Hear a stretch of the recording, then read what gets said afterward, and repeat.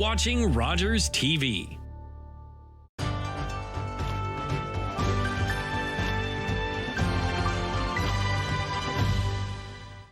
Good evening and welcome. My name is Paul Basanti and I'm the President of the Chamber of Commerce Brantford-Brant for 2022 and your lead moderator this evening. Our Chamber is pleased to be the community producer for this program in partnership with Rogers TV. Tonight's event is proudly supported by our friends at the Brantford Regional Real Estate Association. The COVID-19 pandemic and economic crisis has been an unstable environment for Ontario businesses. Inflation, labor shortages, and supply chain disruptions and backlogs have exacerbated the global state of affairs. As a nonpartisan, independent voice of business, the Chamber's message to all parties is simple. It has never been more important for public policies to focus on measures that support businesses' predictability and economic growth. We know recovery will be led by the business community, but Ontario's next government must commit to creating an environment to support and not stifle growth. I congratulate our candidates on their commitment to our community and for their leadership in seeking the opportunity to represent the riding of Brantford-Brant at Queen's Park. The candidates invited and able to join us this evening are Harvey Bischoff of the New Democratic Party, Carly Sortis of the Green Party, Ruby Tour of the Liberal Party. Willem Bauma, the candidate for the Progressive Conservative Party of Ontario, was called away on an emergency late this afternoon and will be unable to join. I would also like to acknowledge Tad Brzezinski of the New Blue Party, Rob Ferguson of the Libertarian Party, and Alan Wilson of the Ontario Party as other candidates running in this election. My co-moderator this evening is John Odie, President of the Brantford Regional Real Estate Association. Each candidate will have 2 minutes to make their opening remark. The order of speaking was determined by random draw. John and I will alternate posing questions, with each candidate having the same opportunity to respond to each question, and again, a 2-minute time limit will be imposed. In the instance of one candidate making specific reference to another candidate, that candidate will be allowed another 45-second rebuttal. Each candidate will be permitted to ask one question of another candidate, and then following that, their fellow candidates will have 30 seconds to respond as well. Each candidate will also be allowed 1 minute for closing remarks, and the speaking order will be reverse of the opening statements. The timekeeper will indicate when the candidates have 15 seconds remaining and when they have reached their maximum time limit. In the case of a challenge, the decision of the moderator will be final. I would ask the candidates to adhere to the agreed upon format and exercise professional decorum throughout the debate. Thank you, and we will begin with the candidates' opening remarks. The first candidate to speak will be Harvey Bischoff of the NDP. Thanks, Paul, and thanks to the Chamber for the invitation. I really appreciate the opportunity, and thanks to folks at home who are watching. I'm going to take the opportunity to talk about why I'm convinced that I am the best person to represent the folks of Brantford-Brant at Queen's Park. Start off by saying I care about this community. I live here, I've raised my kids here, they've gone through local elementary and secondary schools, one still in secondary, and by next year 4 of them in post-secondary. I think it's important that we do these sorts of things as part of the democratic process. I think it's important that we listen, and that's why my team and I have knocked on 10,000 doors since we began campaigning. And what we hear overwhelmingly is about the high cost of living and the need to repair a healthcare system that's been, was staggering before the pandemic and has absolutely been driven to its knees now. You'll hear, some of what our party's priorities are, and in the end, you'll get to make a decision. You can choose between a party that wants to put $10 billion paving over wetlands and farmlands in order to build houses that almost nobody can afford while filling developers' pockets with more profits from those oversized houses. And you'll hear from me that infrastructure is absolutely crucial, especially infrastructure that doesn't fall down, but that physical infrastructure doesn't do enough. You'll hear from me about investing in people. A hospital bed that doesn't have healthcare workers beside it is really just furniture, and a school that doesn't have educators supporting kids in it is really just an empty building.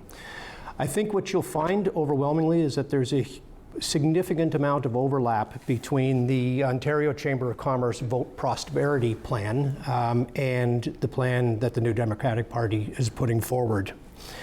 With Andrea Horwath as Premier and with me as your MPP, we can get to work on fixing what matters most. Thank you, Mr. Bischoff. Next, we have Carly Sordas of the Green Party of Ontario. Carly. Thank you, Paul. Thank you to the Brantford-Brant Chamber of Commerce and to the Brantford Regional Real Estate Association for hosting this event tonight. And thank you to Rogers TV for bringing it to you guys at home. My name is Carly Sordas, and I'm your Green Party representative for Brantford-Brant. I would like to acknowledge that we are meeting tonight on the traditional territory of the Anishinaabe, the Haudenosaunee, and the Mississaugas of the Credit.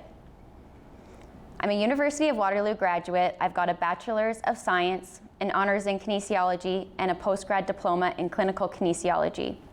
I grew up in Brantford and Paris, and I've been involved with many local green initiatives to make our community more sustainable. I currently work as a recreation therapist at the long-term care home in Simcoe, and my drive for both my career and volunteer work is that I care deeply about the people in our community. You may remember me from last fall where I took my first chance at running in the federal election as the Green Party candidate. My motivation is the same. I want to be a breath of fresh air in politics and to encourage more people of my generation to get informed and that they can be involved in politics. I want us to stay hopeful for the future, for our shared purpose across party lines, that we should leave a livable planet and a just society for our children and our grandchildren. We have seen how fast we can mobilize during the pandemic, and we need to do this for healthcare, for local business recovery, affordable housing, and the climate crisis. I'm really enjoying hearing what people in the community say about the changes that they want to see. I'm ready to use my voice to always speak the truth, to communicate about what's happening, and to make those changes a reality. People across Ontario are realizing that the old party lines of half measures aren't going to cut it anymore. And the Greens are offering new solutions to old problems. I thank you for joining us here tonight and to hear about the different options as you think about the Ontario that you want. Thank you, Carly. And lastly, we have Ruby Tour of the Liberal Party of Ontario. Hi, I would like to thank Chamber of Commerce and BRIA for hosting this meeting and also the Rogers TV to take it to the constituents. Good evening, everyone. My name is Ruby Tour, and I'm delighted to be your provincial Liberal candidate for upcoming election on June 2nd. I moved to Brantford with my husband and 2 children, and I raised them here while helping my husband with his business. I have a degree in homeopathic medicine, Bachelor of Science, and I proceeded further to do degree in gerontology from McMaster University. After doing that, I joined retirement sector, and I have been working there as an executive director for the last 20 years.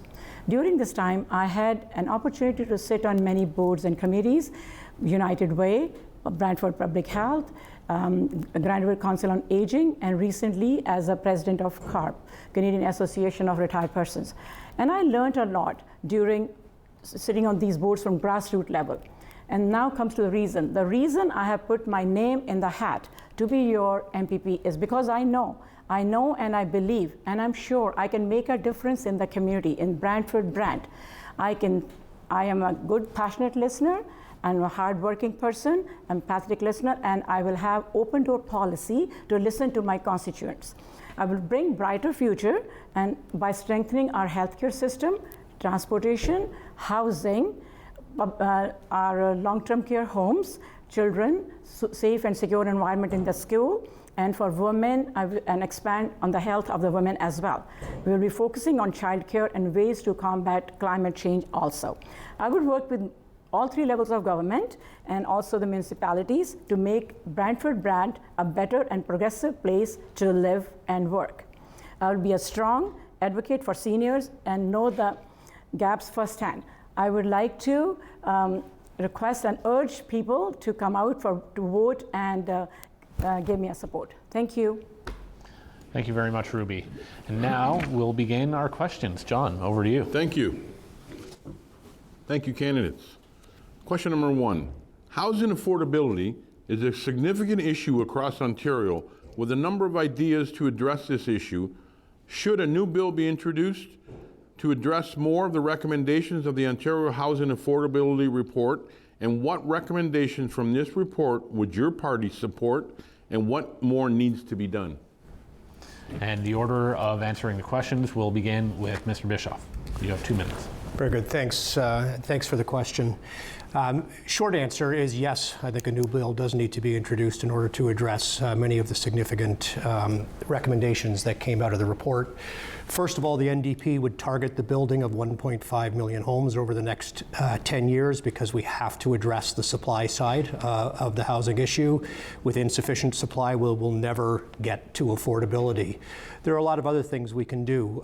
We can end exclusionary zoning and increase the supply of housing that's available through that mechanism in what I think is referred to in the task force report as gentle densification.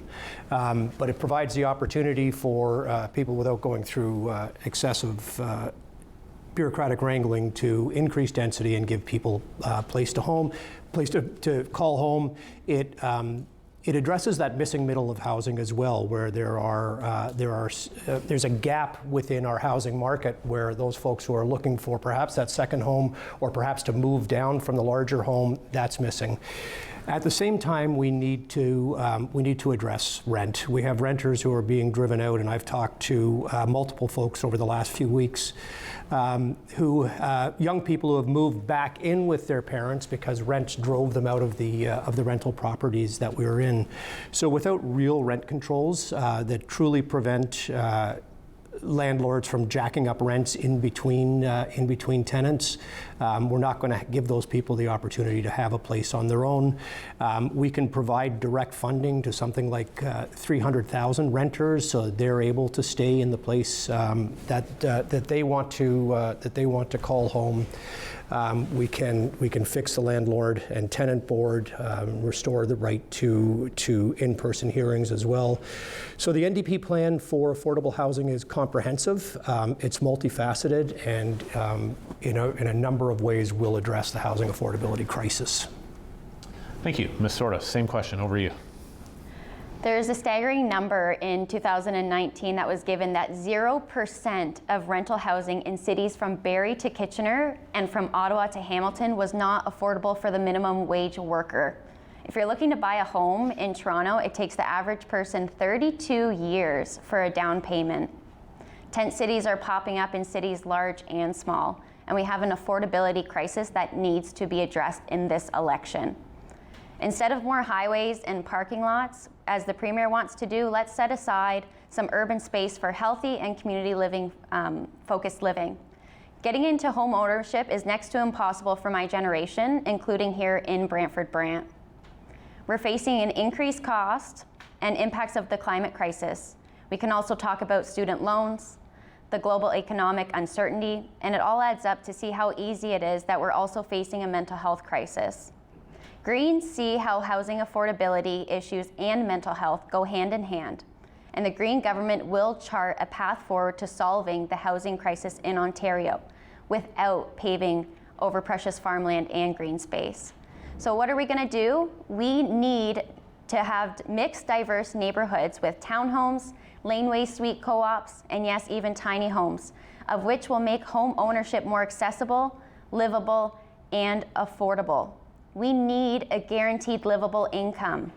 We must start thinking about jobs and teaching mental health, childcare, and the arts as low-carbon jobs, because they are. We must invest into protecting nature, creating jobs in the global green economy, outdoor recreation, and sustainable local food productions. This is how we're going to fix the housing affordability crisis and tackle mental health. We need to work together around all three governments. Thank you. Thank you. Ruby, over to you. On a place like Ontario, everyone should be able to afford the house. It's a right of the people to have a roof on their head. Liberal government will build 1.5 million houses over the period of 10 years and create 150,000 jobs per year. We will be going with smart housing with complete housing where there will be parks, there will be schools, hospitals, transportation around the houses, green spaces. So it should be the complete housing, same as there would be duplex, triplex, fourplex, or even low risers. So it will be smart housing. Another thing about the housing is that the home, we will scrap the MZOs, Minister's Zoning Orders, to just build the mega mansions or urban sprawl coming this way. Yes, it's a good thing to have some urban sprawl as well, but we need to first tackle with the housing crisis, which we are facing right now.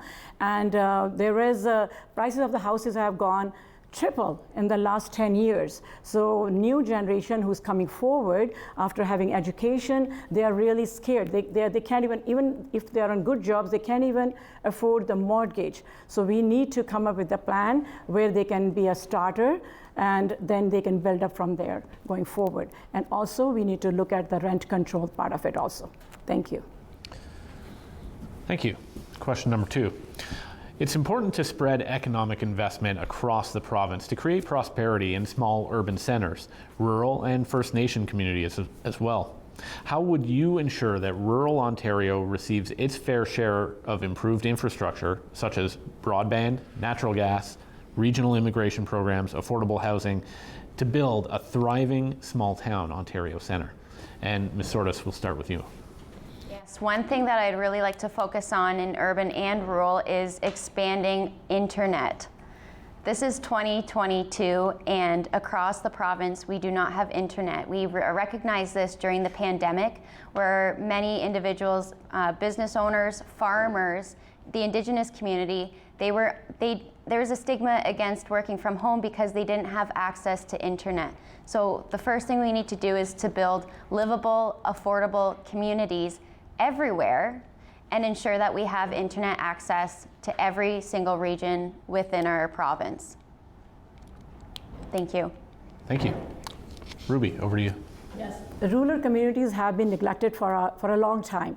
They also need internet, broadband. They have the kids who are going to universities, they're doing their projects. So to give them encouragement, to bring the youth into the business, to bring the youth to feel that rural places is a good place to live.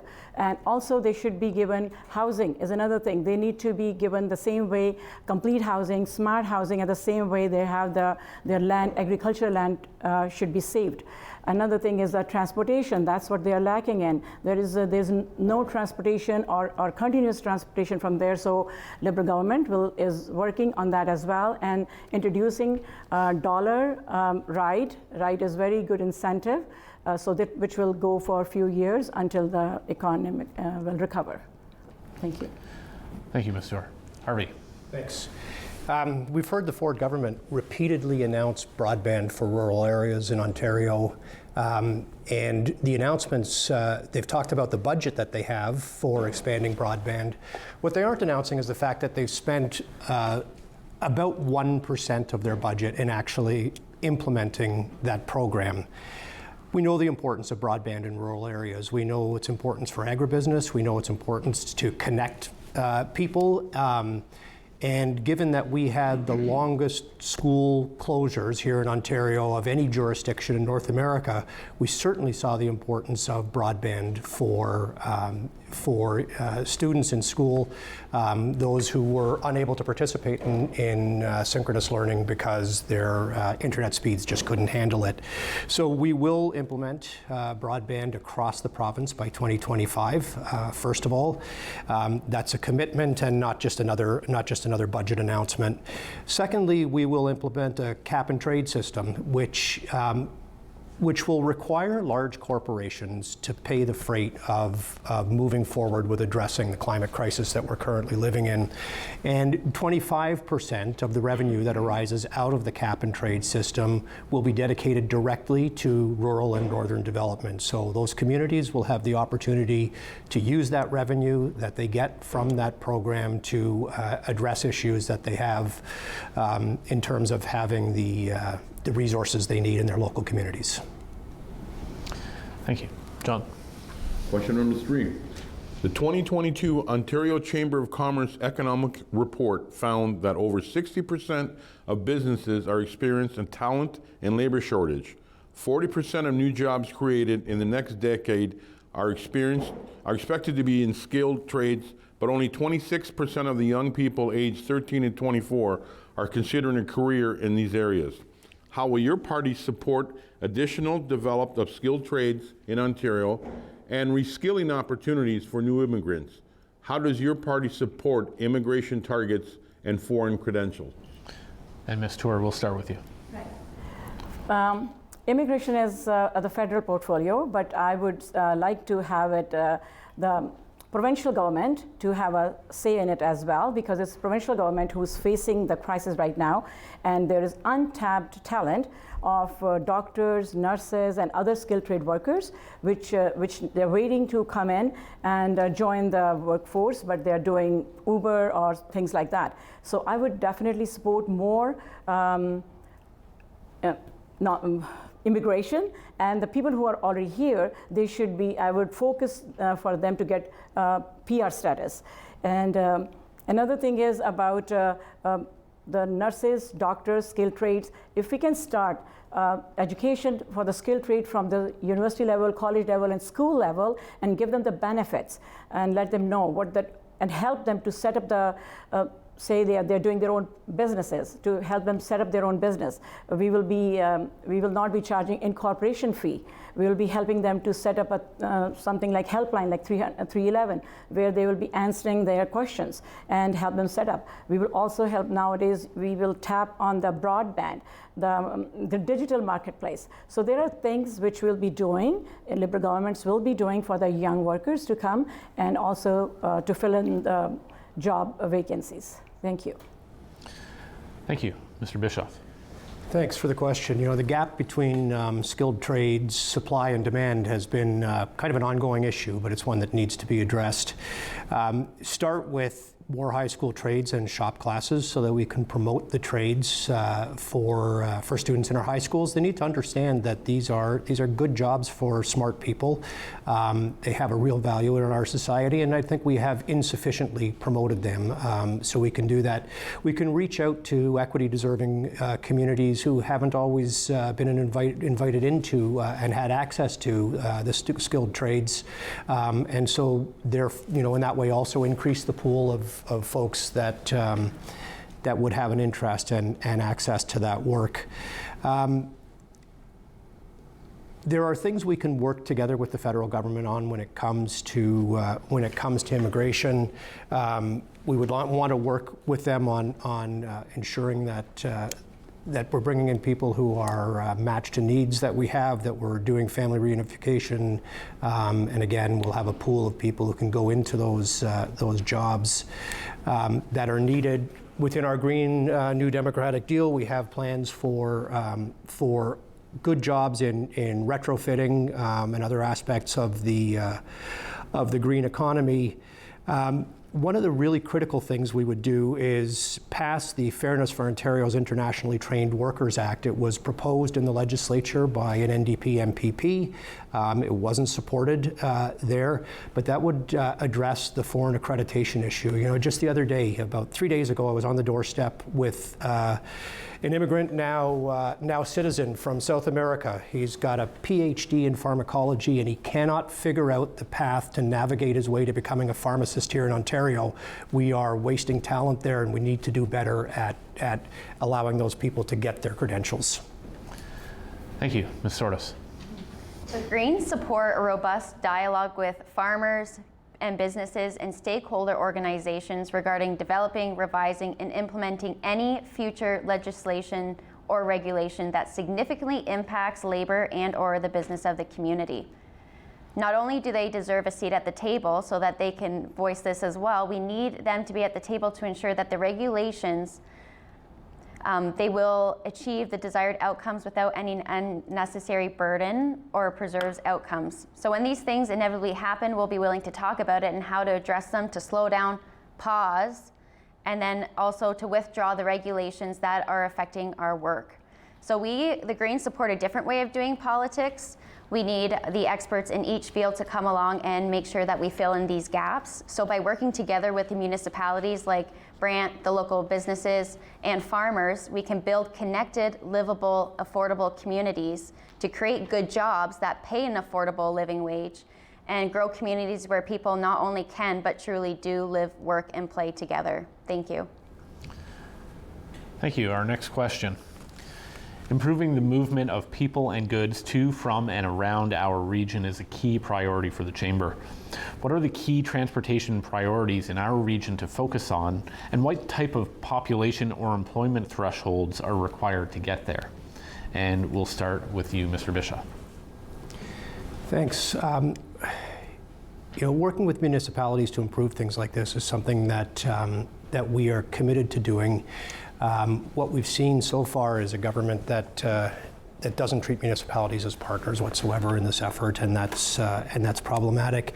And part of that lack of partnership is the downloading of costs onto municipalities from the provincial government, which squeezes out the municipalities' ability to do the things around transportation that we want to do. So provide some cost certainty and stability for municipalities. Resume the 50% share that the province used to have of transit operating costs and paratransit operating costs, so that municipalities have the ability to address those things. Those are two significant steps we can take to provide municipalities with the ability to contribute to that movement of people and goods. Thank you. Carly. Yes, so the Greens have a zero-emission vehicle strategy to ensure we can fast-track investments in electric vehicles and charging stations. We can reduce climate pollution and improve people's lives by redesigning communities and building accessible, fast, and affordable public transit, as well as for transportation for supplies and goods. We love using the train, and as well as we really need to abolish the new highway that's going to be built that will go over wetlands and pave over farmlands, when we can utilize the 407 and build an extra lane for transport trucks to bring supply and goods back and forth throughout our province. So instead of investing into a new highway, we need to work with what we have and utilize what we have, and as well as invest into renewable energy and use our train system. Thank you. Ruby. Liberals have a very good plan for transit system. They will be spending $375 million for the operating budget for the transit system. There will be $1 a ride, as I mentioned earlier, also, which will be helping a lot of commuters at the same, and it's all over the province, and it's also taking 400,000 cars per day and save the carbon footprint. So between Brantford and Paris, if I go locally when I talk about that, we need to make sure that municipal government sits on the table and discuss how we can join those two dots. There is a gap in the system.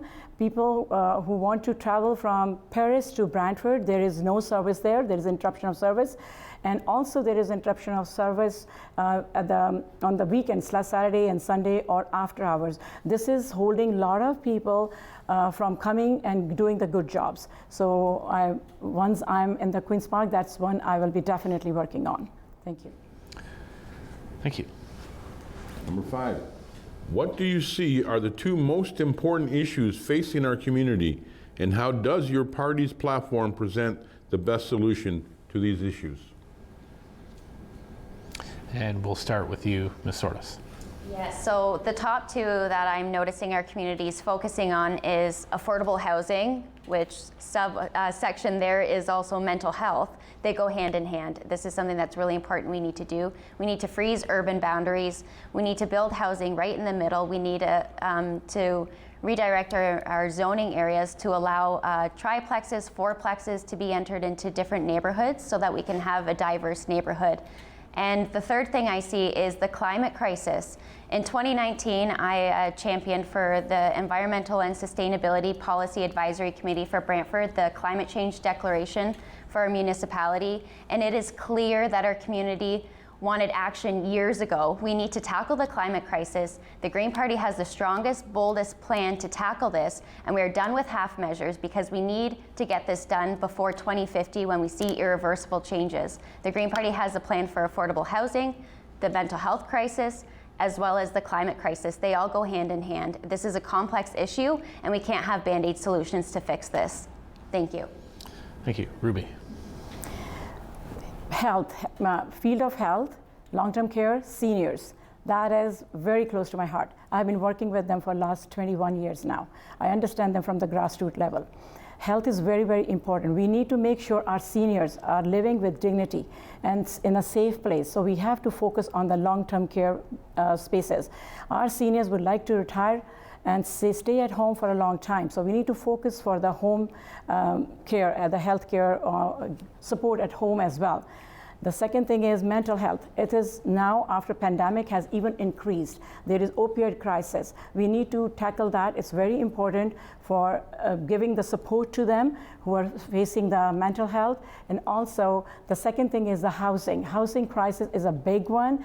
As I said, there is price of the house is now unaffordable for the newcomers, and it's 3 times more. So that is one thing I would like to focus on to bring complete and smart and affordable housing. Thank you. Thank you. And Mr. Bischoff, same question. Thanks. So two very large priorities to address in 2 minutes, but I'll do my best. So my two are affordability and healthcare. These are the things that I'm hearing at the doors that we've been knocking on over and over and again.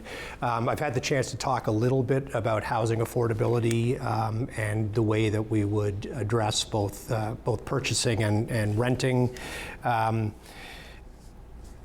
But these things aren't disconnected from healthcare. We can address affordability in some ways through healthcare as well. So if we roll mental health care into OHIP, if we roll dental care and pharmacare into OHIP, there are a lot of people who are currently squeezed by the costs that they're subjected to in trying to address dental care needs, mental health needs.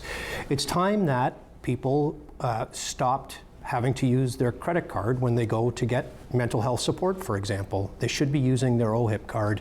We can do the same thing with dental care. We can remove for an average family over $1,200 of annual costs. That goes some ways towards contributing towards affordability. When it comes to the healthcare system, one of the things we need to do is stop driving people out of the system. Bill 124 has restricted wages, has left nurses and other healthcare workers in a situation where every year they work harder, especially during the pandemic. They were the glue that held the healthcare system together. And every year in real terms, they earn less money. And it goes back to what I was saying in my opening. Infrastructure is absolutely critical. We have to have infrastructure, but that infrastructure just doesn't do its job if it doesn't have the workers there to do that. Mental health support, other, dental, whatever. So we can interlink those two topics. They do have some overlap between them, but they are absolutely the top two priorities that the NDP wants to begin to fix. Thank you. So at this time, our debate is going to try something new and invite each candidate to ask a question of another candidate. That candidate will then have 2 minutes to respond, and the rest of the candidates will have another 30 seconds to respond as well. And Ruby, you won the draw. You'll go first. The floor is yours. Okay. In fact, I wanted to ask the question to Mr. Boba, and he's not here, so his absence is noted. But anyhow, I will pose the question now to Harley, NDP candidate. And my question is, you're talking about increasing minimum wage to $20 per hour. How will your businesses accommodate that while they're hard hit by pandemic already? So what is the plan in that case? Yeah, it's an important question because when we're dealing with affordability, there are two sides. There are costs of things, obviously, and there's the income that you have to address them. Keeping people at minimum wage at poverty level wages it's not good enough for the NDP. So we have a plan to increase the minimum wage by $1 after being elected and to move it up by $1 a year over the next 4 years so that it's a $20 minimum wage by the end of our term. In coming to that plan, we did a lot of consultation. NDP did a lot of consultation with business owners, with small business owners. We got information on how can it best be implemented. When, for example, are restaurants in a position during the fiscal year to best absorb that? But here's the other thing that we've learned, and we've seen this over and over again, is that increasing minimum wages do not, as we've frequently heard, cause a loss of jobs. In fact, quite the opposite, where minimum wage has been raised, sometimes quite dramatically, including a previous government's raise from just over $11 to about $15. What we saw is an increase in employment. We have people all around the province who are working 40, 60, 70-hour weeks, who can't rise above poverty level, who can't pay for the things that they need to in order to live their best lives, in order to make some choices about how they want to go forward in their life. Again, we don't think that's good enough, and we are convinced that a staged, predictable, intelligently implemented minimum wage increase will lead to more prosperity and more jobs. Thank you. Carly, you have 30 seconds to weigh in. To the question as well? Yeah, so the Green Party believes that we do need a guaranteed livable income to lift those living out of poverty. Another thing as well is we need ODSP to be doubled. We realized during the pandemic that a basic income is $2,000. How are we having people live at $1,168? We need to work from the bottom up. Thank you.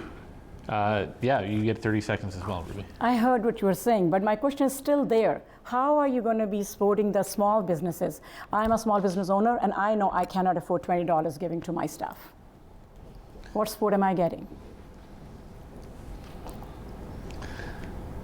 All right. Well, Carly, it's over to you. You have the floor now. You can ask a question of another candidate. Yes, and following Ruby, I would like to ask Mr. Boma this question, but in turn, I'm going to pass this question over to you, Ruby, the Liberal candidate.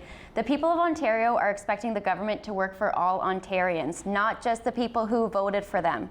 So thinking about serving the people who voted for one of the other parties, first question is, can you identify an initiative or a project over the last 4 years where you would like to work cross-party lines in the Ontario legislature and get it accomplished? And also, two, can you identify one plank in your party platform that you believe, or in another party platform, that you believe your party is willing to work cooperatively to get it done? Definitely. Number one, I am the person who would like to work with all three parties. I said that in my opening statement. And number two is yes, about the healthcare. I would pose that question, where were they when they were doing the cuts on the wages, and then right after that we were hit by pandemic, so no party came forward with a plan immediately. It took them so long after the first wave was gone and the second wave came, and that's when there were some changes happened. So I would, at all times, according to me, politics is one thing, but when it comes to people, when it comes to health, we shall all be working at the same platform and listen to each other. Harvey, 30 seconds to you on cross-party politics. Thanks. I'm a pragmatist. I want to move the ball forward on behalf of average people in Ontario, everyday working people.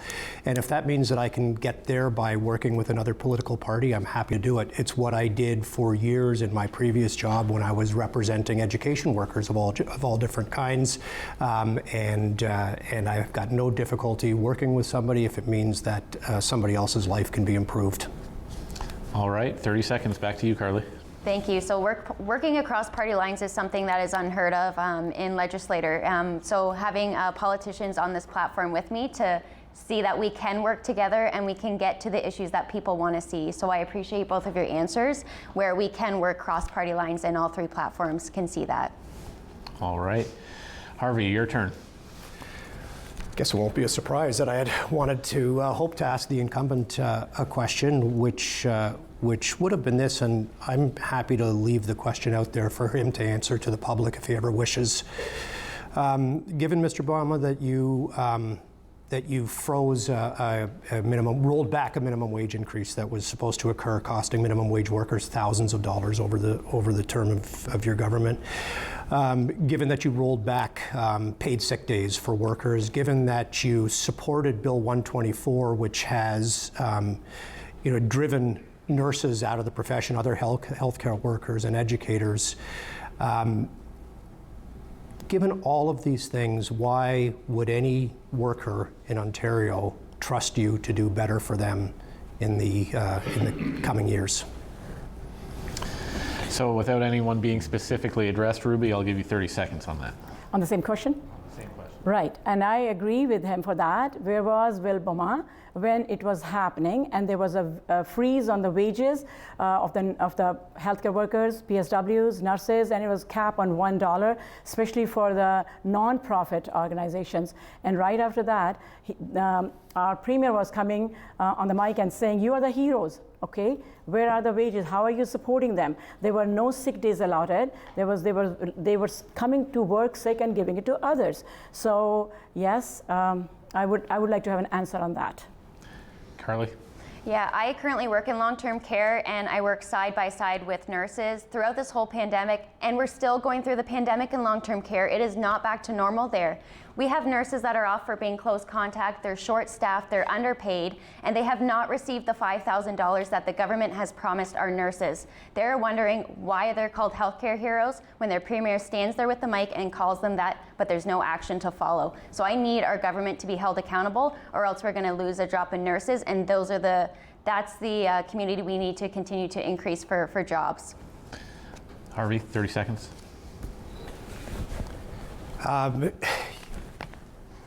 I would have no faith as a working person in this province that a Conservative government is going to work on my behalf. What we've seen is 4 years of Ford taking care of his buddies, whether it's through absolutely unnecessary and massively costly infrastructure projects like the proposed 413, or whether it's through Conservative MPPs taking dollars by way of an allowance from their riding associations in a way that we've heard about over the last couple of days, and ought to give folks pause that this is a government that has any interest whatsoever in everyday working people. Thank you very much. And back to our questions. John, the next one's over to you. Healthcare comprises more than 40% of the provincial budget. Recognizing that planning can begin for the revitalization of the Brantford General Hospital System, what strategies will you implement to strengthen our local healthcare system, including long-term care, home care, mental health services, and how will you control healthcare costs and create efficiencies without compromising service? Does your party support a continued investment in virtual health services? And Ruby, you get the floor first. Yes, I get excited when it comes to healthcare. I have to talk a lot, I have a lot to discuss, and once I am in the office, this is one field will never suffer, along with others.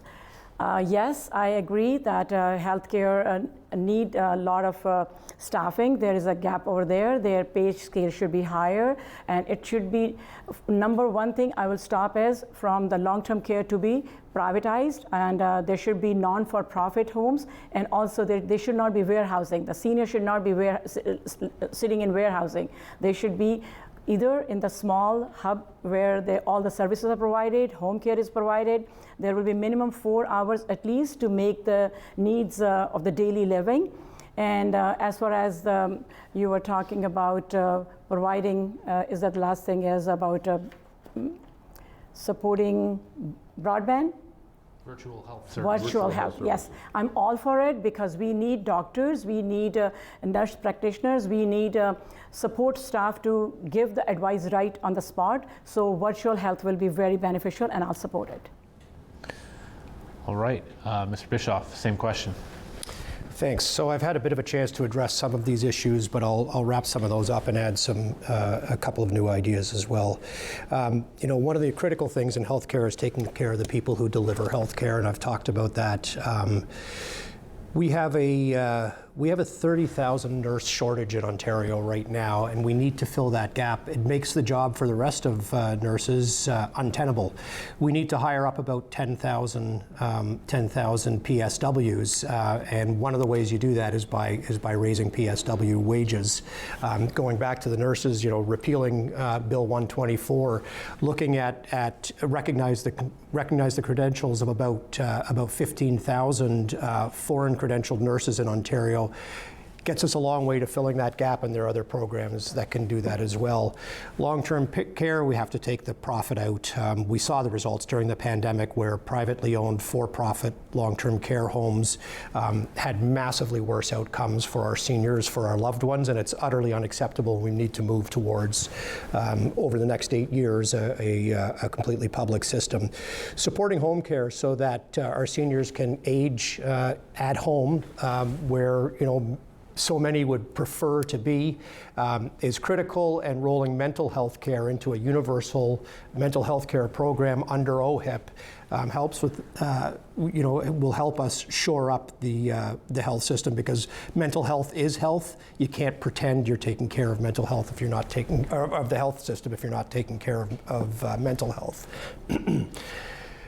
In terms of efficiencies, one of the most inefficient ways you can deliver a lot of services is in emergency departments when you haven't properly provided the health care foundation within our society. So if people are having mental health care issues taken care of emergency departments, if they're there because they couldn't afford their medications, if they're there because they are unhoused and living in unbearable conditions, all of those things can be addressed significantly by taking care of the base conditions and creating efficiency that way. Almost ran out of time there, Harvey. You warned us you had a lot to say about healthcare. Carly, same question over to you. I'm going to start off by saying at the beginning of the pandemic, I was working at the Adult Recreation Therapy Center in Brantford, and we are an in-person hub. And at the beginning of the pandemic, we did have to transition to virtual ways of providing these services for our seniors. The Green Party and myself, we are on board with having virtual health services. We can see how it increases accessibility, and we need to continue forth with that. So that did open our eyes for something there. I want to state as well, 45% of nursing staff and PSWs are working double shift. 67% that their long-term care home is not generally adequately staffed on weekends and holidays, which is truly some of the most important times for these seniors. Mother's Day, we can see Christmas, everything falls onto a holiday that is special for us at home, as well as the seniors in their home. So instead of increasing more beds, we need to increase more staffing. If we don't give these nurses and these PSWs the benefits that they deserve, then we're going to lose that staffing. There is a bad situation during the pandemic that was made worse by negligence and a failure to act from our current government. We need to prioritize care over profit. Senior care must not be limited to care homes, but should include investments in innovative home sharing planning and other measures that will allow people to remain in their homes as long as possible. The pandemic really shed light on the serious problems of substandard care and poor quality conditions for private, for-profit, and long-term care, and in particular foreign-owned long-term care. So the Greens are committed to improving quality of life for both the staff and the residents. We do need to have mental health as part of the OHIP system. It needs to be. Another thing, a key component is we need to streamline the lengthy and cumbersome College of Nurses process to grant licenses to qualified international educated nurses. We need to repeal Bill 124 to give all nurses the raise that they deserve. We need to provide guaranteed access to mental health services for all nurses and all people in our community. We are ready for real solutions. Thank you, Carly. Our region is unique in that it has 2 single-tier municipalities and several surrounding municipalities in the Greater Golden Horseshoe. How does your party propose to increase cooperation between our municipalities and the ones further afield? Harvey, we'll start with you. Thanks. Some of these issues are issues that come down to, at least in part, they come down to relationships. So if you want to improve cooperation and relationships between municipalities, the first thing you don't do as a provincial government is treat them like sort of like a kid brother that you can kick around, and we've seen far too much of that from the Ford government. When Doug Ford interferes with municipal governance for no reason more than an apparent grudge that he holds against Toronto City Council, when he interferes in the decisions that municipalities want and need and have a right to make, you create a disruption, a distrust between the provincial government and the municipal governments that makes the role that the provincial government should be playing of kind of honest broker between municipalities virtually impossible because there is no trust there. A government that recognizes the value of municipal government, recognizes that they provide the services that are often the closest to people's everyday needs, roads and water and so forth, is a government that then has the ability to assist municipalities in working together. That's a commitment we've made in the NDP to provide predictability, stability, and support to municipalities by way of having a trusting and productive relationship. And I think that would go a long ways towards assisting us with solving problems that aren't even necessarily all predictable right now. Thank you, Harvey. Carly, you asked your candidates here about working across party lines. How about getting municipalities to work across municipal lines? Absolutely. We need to get that done. For provincial leaders, we need to work federally, but we also need to work underneath with municipalities. We're in this together. As a leader, we need to work together. We need to work, the municipalities know their areas best. And for us to implement policies on certain municipalities or trump what they're going to be putting out there, we need to work together and understand what our constituents want, what our municipalities are putting through, and follow through with that as a provincial leader. And that can also go up into the ring of fire. We can't be telling what their municipalities, what they need to do and how we're gonna do it provincially. We need to see how it's gonna work best through municipalities on Indigenous land as well as in our communities to figure out what the best solution is. So we believe working cross party lines as well as working with all three levels of government to get action done. Ruby. Honestly, this question I had asked both the mayors before even you posed this question. We have two mayors. We have Brantford and Brant County divided with one line. But there are a lot of things that are in common. And definitely, once I'm in Queen's Park, I will mediate and sit with them to come up with the solutions, how we can handle for the problems and tackle different things. For example, transit, that's number one, we need to tackle and come to the common grounds. Another one is housing. So we can take the red tape away so housing projects can fast track and we can come up with the plan of having a smart housing, complete housing. And then the number three is we need a hospital. We need one hospital and it could be for Brantford and Brant, which is already phase 1 and phase 2 is completed. And we need to work on that together. So from my angle, once I will be in Queen's Park, that's the first thing I'll do to make sure both the municipalities work together. Thank you. Thank you. John. Building on Paul's question, how does your party plan to address the conflict between municipal zoning rules within existing neighborhoods and the demand for missing middle housing that uses existing municipal infrastructure? How will you work with municipal politicians in your community? And Ms. Sordas, we'll start with you on this one.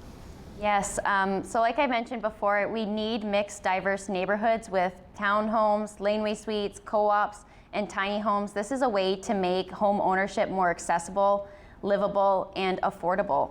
So we need affordable housing. It's a basic human right. So we do need to change the ministry zoning areas to allow triplexes and fourplexes into neighborhoods. We need to have a community where we can live, work, and play together that's affordable, attainable, and also sustainable. So we will be working together to change these rules to make sure that we can have the communities that we all are looking for. All right, Ruby. Okay. Again, the question comes back to the housing crisis and also working together with both municipal governments at Brantford and Brant County. We need more houses. We will be working together to have complete housing, smart housing. There would be infrastructure around it. There will be a hospital, there will be schools, there will be parks, trails. So we have spaces available which could be sitting like old, some commercial places which are not being used, or even plazas which are not being used. So we can provide the electricity there if it is not working there, and then go and maybe those can be used for housing projects. And Harvey, over to you. Same question.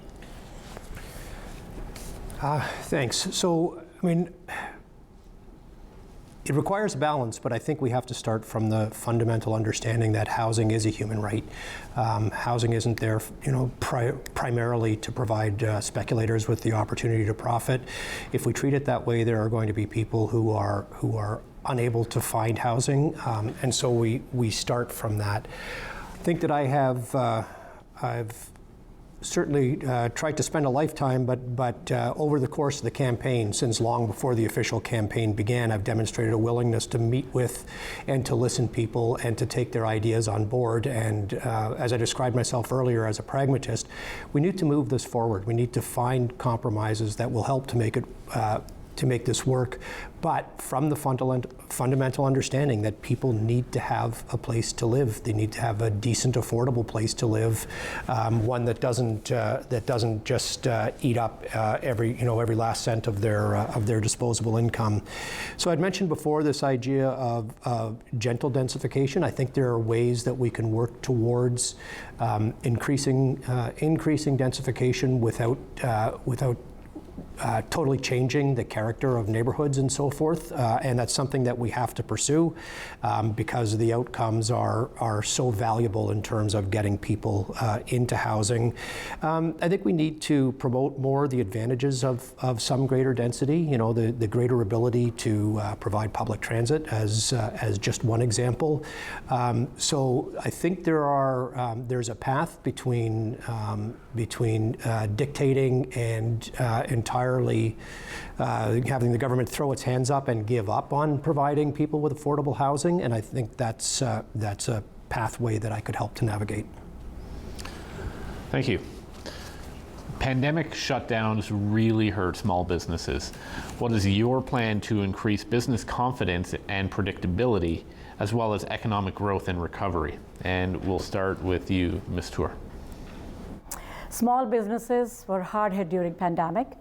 We will be giving them a tax break for 2 years to come back to the normal lifestyle and business, to boost their business. And also there will be, for the newcomers, there will be no incorporate taxes, and we will help them, as I said earlier too, we'll help them with a live line, say for example 311, where somebody will be guiding them how to set up the business. We will also help in tapping on the digital marketplace, and so for the small businesses, any help they require, they will cut down on the red tape, helping them out to establish and move forward in their business. Also, the stop loans which have happened, and people were not getting loans now, and they were already behind in their business. We will talk with the credit unions and help them to start the stop loans as well. Mr. Bischoff. Thanks. So kind of a multifaceted answer as well, but step one is providing 2 more tranches of the small business recovery grants to assist those who have been suffering through the pandemic. And in fact, I'm actually going to change that. Step one is deciding whom you stand with. Step one is deciding whether you stand with small business or whether you stand with the big box stores. Step one is saying that you're going to stand with the local small businesses, the mom and pop shops, who got crushed while Ford's wealthy friends were able to get off, essentially scot-free through the pandemic, and keeping their doors open. But then providing targeted grants in order to assist them in getting back on their feet, being a stable and reliable partner, so small business knows what's coming and isn't shocked by decisions that are made by government, as I think we saw happen so many times, and we can ensure that we are prepared should we find ourselves in such a situation again. You know, people working for small businesses shouldn't have been having to make the choice between going to work or staying home without any pay whatsoever. You know, going to work sick, promoting retention pay, having proper stockpiles of PPE. Those things would provide a stability in the future, a predictability for small business that could help them towards recovery. Carly. Small businesses, we hear you and we've heard you during the pandemic. However, it's hard to be heard when your provincial government is not listening. So we need small businesses to have a spot at the table so that they can voice for themselves. We can see a lot of protests that happened during the pandemic because the small businesses just wanted to be open. They also wanted to be heard and they were not heard.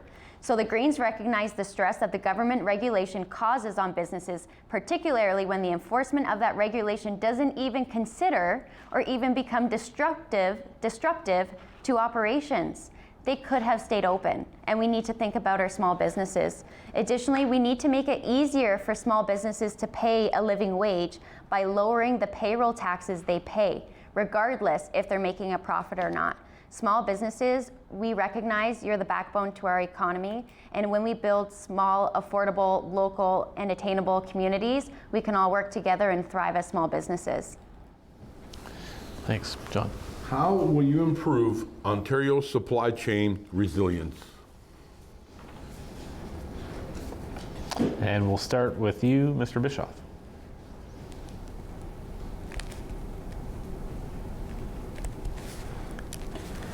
Thanks. So there are a number of things we can do in order to work with those who are involved in the supply chain in order to ensure that the kind of disruptions that we saw through this pandemic aren't repeated. So it goes back to similar things I've said about municipalities and others. You build relationships and you rely here on the expertise of the people who are stakeholders in these issues. We could, as government, decide to impose solutions that aren't solutions if they don't take into account the things that those closest to the ground truly understand. But if we are prepared for future kinds of disruption, like through a pandemic. If we've ensured that we have things in place, like PPE, if we can ensure that workers don't have to go to work sick in order to be able to meet their bills, those things help us ensure that businesses and those who do logistics between businesses can continue to operate through difficult times. And we saw what happened during the pandemic when those things were disrupted because there was insufficient care given to allowing the ongoing operation. Carly, over to you. One thing I also want to mention too is during the pandemic, the toilet paper crisis, we were all running out trying to buy toilet paper because we thought there wasn't going to be a supply.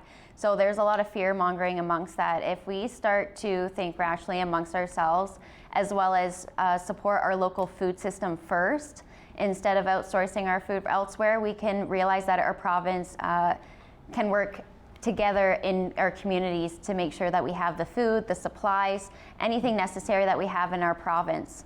Thank you. Ruby? Supply chain, it's very important, but we have noticed more during the pandemic how important it is and how to have the connectivity. So number one, we need to focus on the interprovincial supply chain so that we have harmonized relationship and we can together discuss about cutting on few things so that it does not get interrupted.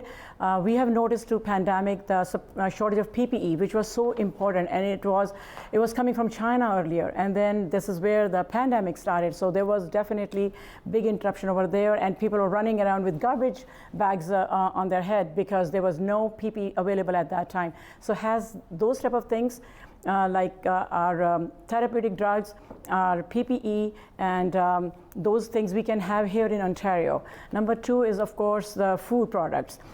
We are so used to, at least now we are noticing that Ontario-grown food is very important. And if we have that supply here, then we won't be facing a supply chain difficulty over there as well.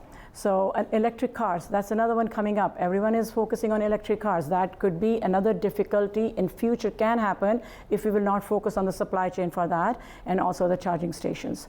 So we need to keep it going and have harmonized relationship among other provinces as well. Thank you. Recently, the Chamber of Commerce Brantford-Brant went to the Ontario Chamber of Commerce Policy Convention, where we had our policy unanimously endorsed by all other chambers on a provincial strategy for homelessness, addictions, and mental health. With that in mind, how will your party balance the social supports necessary with the security priorities that also come along with that? And we'll start with you, Carly. Yes, we need to address all these issues. We need to address the homelessness. We need to address mental health. We need to address addictions. We are in an opiate crisis, and this needs to be addressed. We're using this word crisis loosely because right now everything is a crisis, but we're not acting on it. We need to act on it. We need to ensure that we do have mental health and addictions covered in OHIP. We need to make sure that we have a guaranteed livable income so that we can lift ourselves out of poverty. We need to make sure that we're doubling ODSP so that those that are living on $1,168 a month can afford to live, can afford healthy food, and can access mental health services. We need to address our homelessness by making sure that we do have affordable housing. This is a very complex issue and it's multifaceted, and if we're just focusing on Band-Aid solutions, we're not going to get anywhere. So we need to focus on each issue and how we're going to get it done, not just once, but make sure it's a sustainable and long-term approach. Thank you. Ruby. Mental health, housing, money to eat food, they all go hand in hand. Mental health crises have come on surface and more prominent during pandemic. So we need to address it diligently and focus on it. There will be a need of mental health. We need mental health professionals in schools, in hospitals, and they're needed. And also for opioid crisis, we need to provide them with proper treatment so that they do not need to pay money from their pocket. It will be on the system, so it will automatically be paid for them. There will be more professionals will be hired for schools, for hospitals, and for the people who are suffering with mental health. Also, there will be education given in the schools on the mental health, and support to the teachers to tackle with the mental health crisis. Thank you. Thank you. Harvey. Thanks. We've seen this become a growing issue. Addictions, homelessness, within access to mental health within this riding for a number of years now, and it has absolutely hit crisis levels. So I talked a bit about a mental health strategy, which includes, first of all, including mental health within OHIP so that it's accessible with an OHIP card and not a credit card. But that by itself isn't going to do it. We need to significantly staff up, and there are a range of mental health professionals. It could be nurses, it could be RPNs, it could be counselors of various kinds, it might be doctors. We need to implement the strategy that will significantly increase accessibility to people with expertise, experience in mental health practice.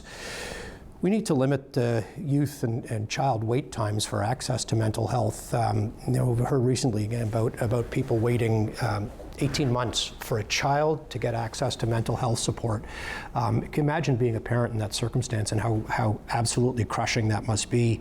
And kids can't wait. They can't wait for that kind of support. So we need to have an absolute safeguard that they'll get mental health support within 30 days. We've seen a government now that has canceled safe injection sites so that people are living in more dangerous and more precarious circumstances when they could have gone forward with those and supported people who are struggling. But we absolutely need to increase affordable housing, and affordable housing also has to include supportive housing. There are folks who could be living independently with some additional support that currently don't have access to anything like the needed tens of thousands of additional supportive housing units that we could be building across the province, and that would help keep people in a much greater degree of safety. Thank you. John. How does your party look to support small businesses owned by women, Indigenous, and racialized entrepreneurs? And we'll start with you, Ms. Tour. I was wondering, we never had a question regarding the women. Being a woman and being in business, this is very important for me to understand and support the community, women community and racialized community and marginalized community, also the Indigenous community.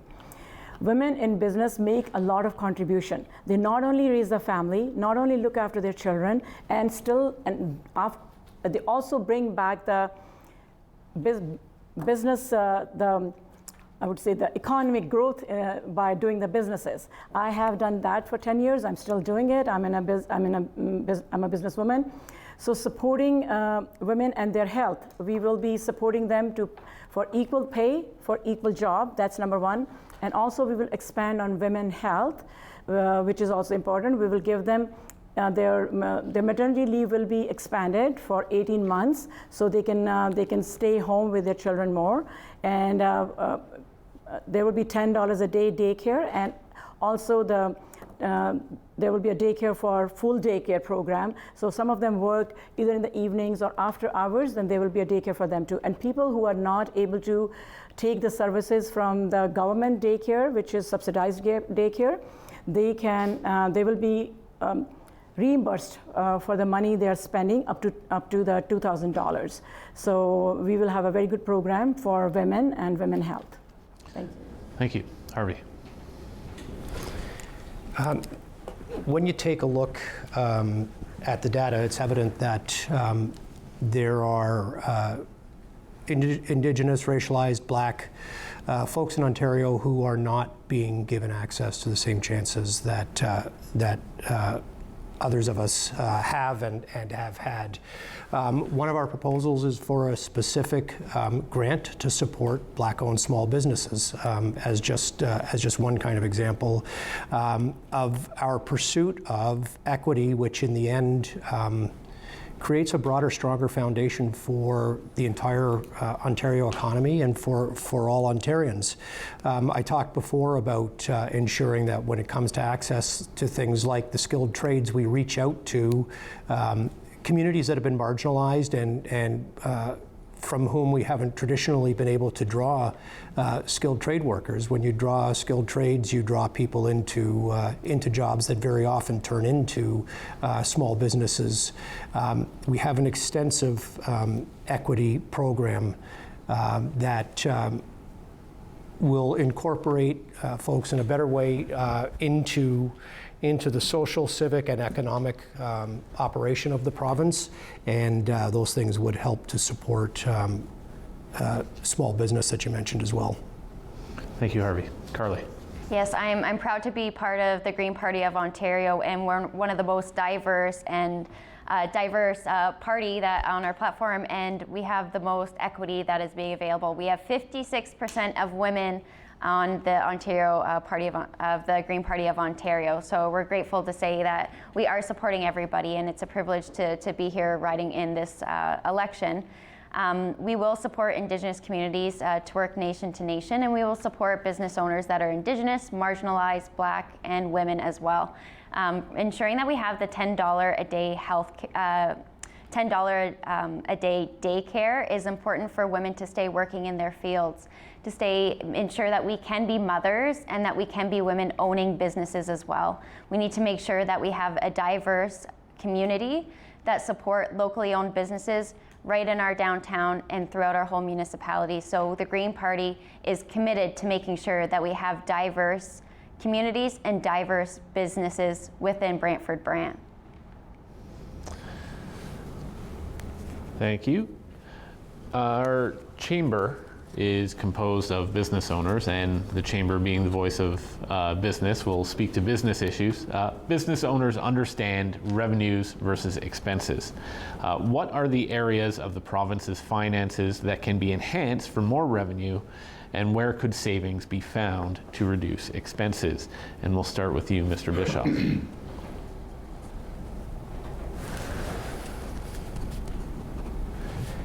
Thanks.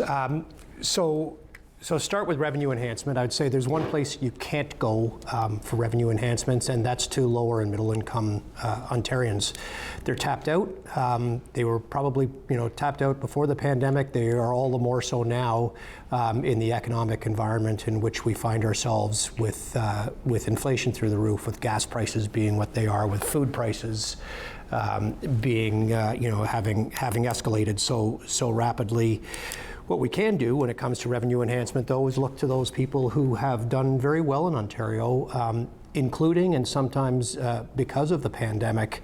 So there are multimillionaire Ontarians, and there are very large corporations that can contribute more to the fabric of this province. There are corporations that are successful because of Ontario's educated workforce, because of Ontario's infrastructure, and they're in a position to contribute more. And I think of just one example that we saw over the last few days where the Loblaws group of companies increased their year-over-year profits by 40%. In the midst of a pandemic and in the midst of roaring inflation, there still seemed to be room for a 40% profit increase. So I think there are places where we can go in order to increase revenues. Reducing expenses, to me, in a number of ways, comes from making smart investments. I talked about, when it comes to healthcare, for example, you make smart investments in ensuring that people can stay healthy, then they do not end up in emergency departments.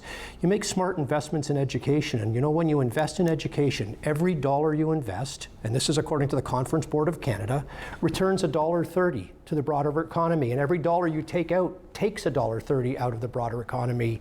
When you invest in education, you reduce health care and social justice and costs and social welfare. We can do better by making smart investments. Thank you. Carly. Yes, as soon as we create new careers and better green jobs for hundreds and thousands of people, we can improve business opportunities for thousands of green entrepreneurs.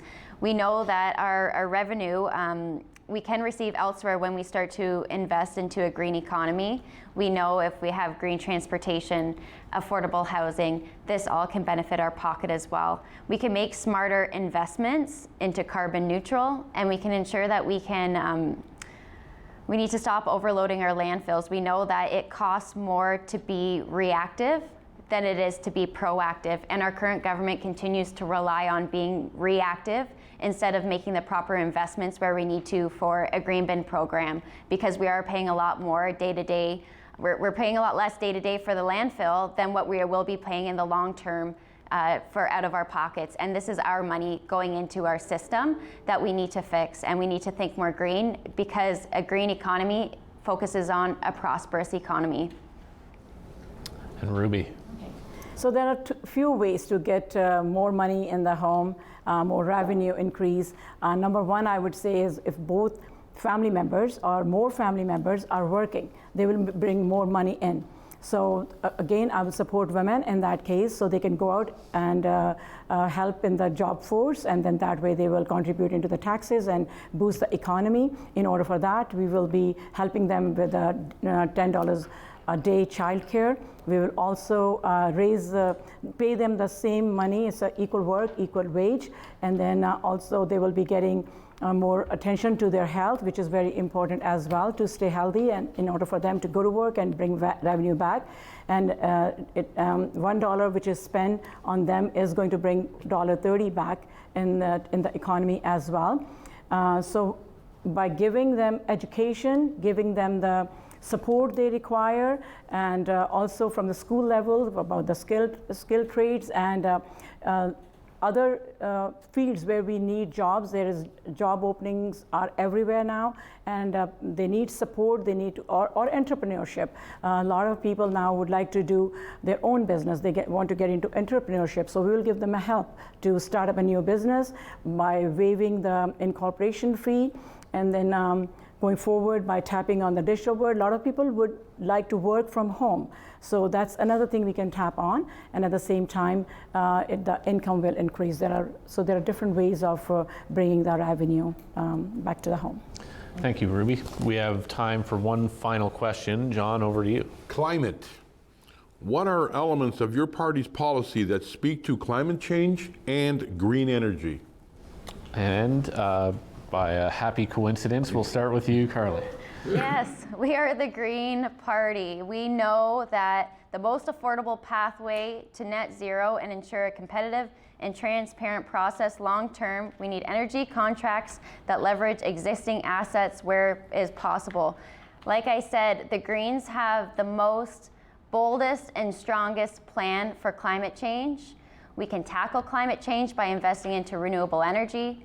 We can tackle climate change by making sure our transportation is affordable and accessible. We can get cars off the roads. We don't need another highway when we have public transportation. We just need it to work for us and not just within one community. We need to connect around each community to make sure that we can transport ourselves without waiting in traffic.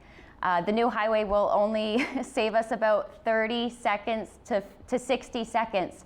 So ensuring that we're spending that money on something else, such as healthcare, mental health, everything affects our climate crisis. We need to become carbon neutral before 2050, or else we will see irreversible changes on this planet. So if not now, then when? Because we will turn into being reactive instead of being proactive. I could speak all day on the Green Party platform, but as many of you guys know, our Green Party platform is achievable, it's bold, and we're ready to take action. And we're starting to see other platforms add climate change into their platform. But like I said, the Green Party has the strongest and boldest plan. We've seen the work that Mike Schreiner has done in the caucus at Queen's Park. Imagine what we could do with a caucus of 12 MPPs. Thank you. Ruby, same question. Climate change is for real. I'm glad that this is a topic we all are discussing, but we need to act on it. That is more important than only discussion. Discussion is one part of it. Liberal Party will support the electric vehicles, and there will be $8,500 rebate given for electric cars, and then $1,500 rebate will be given for the charger, on top of the rebate which we are getting from federal government. That's one way to take the carbon footprint out from the roads. Second number is, of course, by giving incentives for the $1 a day ride, even if it's for a short time. We will see how it works, and then we can continue it for a longer time. It will take 4,000 cars a day, 400,000 cars a day off the road, which is also a big savings for the carbon footprint. Of course, another thing is to save the green land and save the agriculture land. With scrapping the highway, which is Highway 413, which is not really required. I know it only saves 30 to 40 seconds on that highway, but it could have gone from the other side rather than going the way it's gone through agricultural land.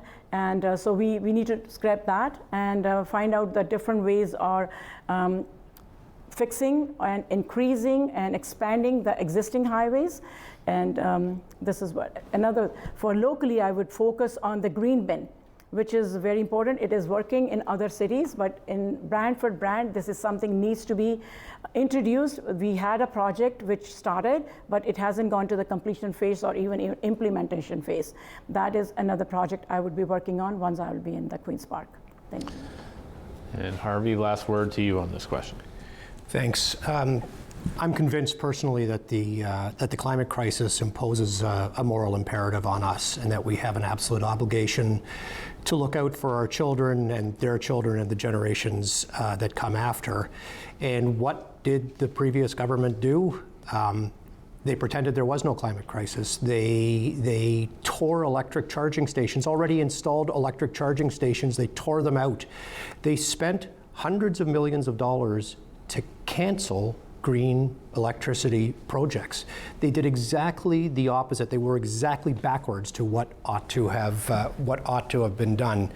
I couldn't have run for a party that didn't have a strong, comprehensive climate action plan, and it's one that's been recognized by third parties as the best green plan that's been put forward by any political party. We begin with a new cap and trade system, and we can have large corporations pay the way forward to address climate change issues, and we can use the revenues that are generated, as I mentioned earlier, in a variety of ways, but including to support northern and rural municipalities. While addressing climate change and addressing carbon output and getting to net neutrality by 2050, we can do other things for Ontario. We can create over the lifetime of the climate plan 1 million good jobs that you can use to raise a family on. We can engage in a massive Ontario building retrofit because one of the best climate plans is not using energy at all. That retrofit, where it reduces the use of energy, will go a long ways towards helping us achieve our climate goals. So it can be both positive for the environment and positive for Ontarians and Ontario workers.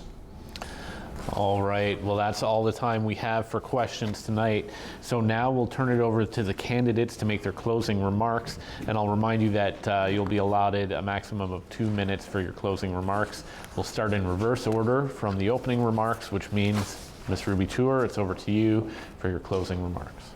Okay. I would like to thank the listeners and also the people who are sitting home and listening to us, starting with also thank you to the Chamber of Commerce and Bria for hosting it, and Rogers for telecasting us. As I said, I have lived in Brantford 30 years, and Brantford has been very good to me and my family. I have worked here and heard people from the ground level, grassroots level. I am a people person, I'm a good listener, I'm a dedicated and hard worker, a committed person. I will have an open door policy for the constituents once I will be in the Queen's Park.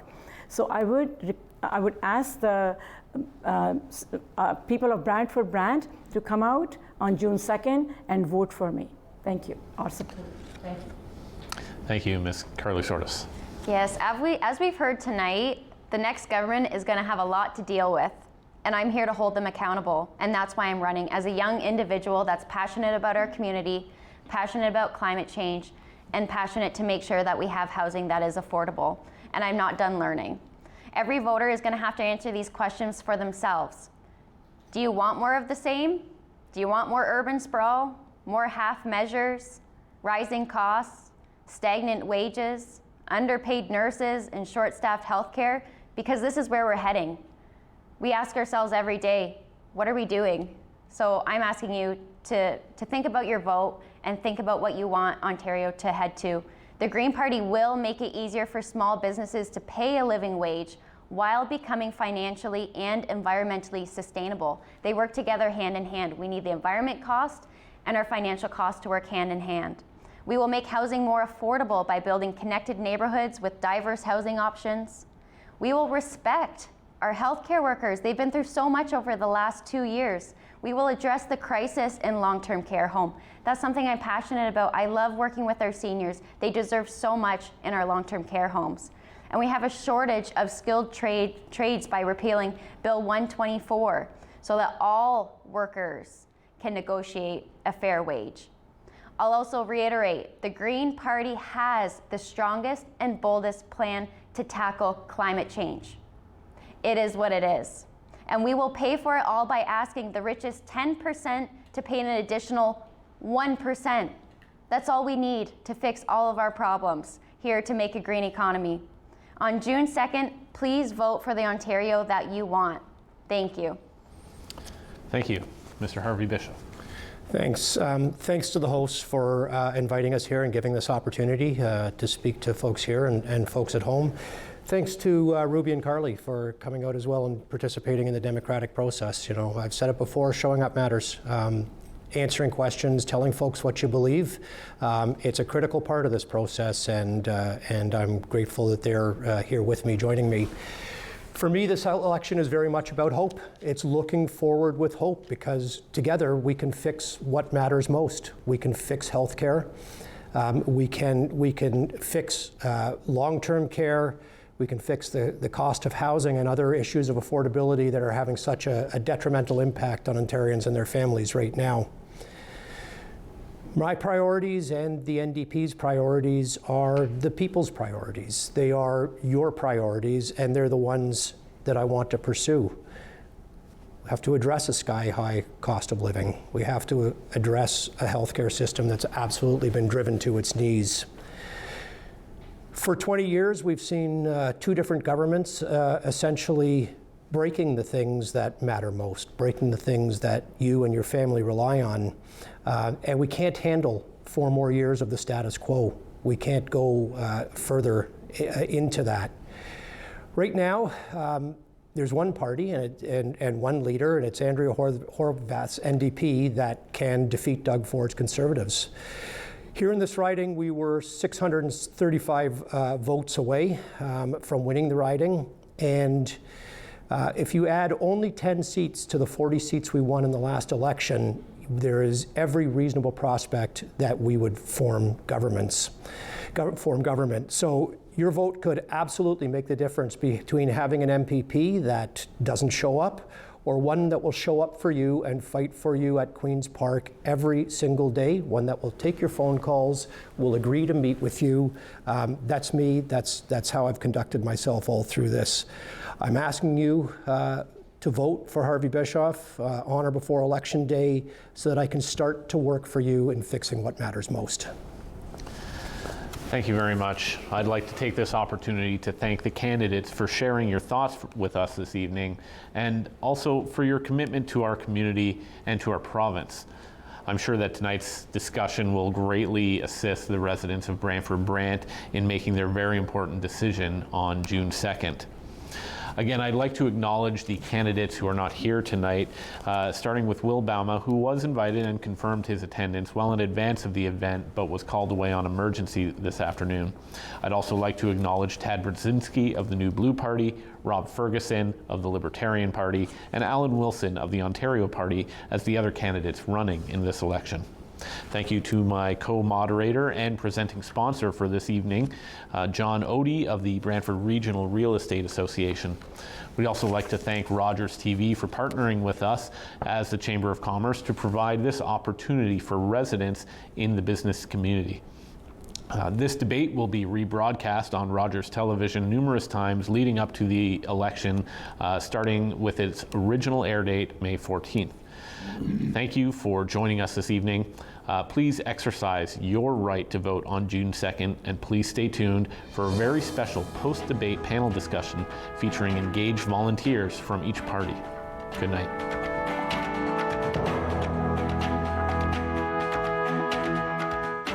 Good evening, and thank you for having joined us here at the Walter Gretzky Municipal Golf Course and Learning Center for the 2022 Brantford-Brant Provincial Candidates Debate, hosted in partnership between the Chamber of Commerce Brantford-Brant and the Brantford Regional Real Estate Association.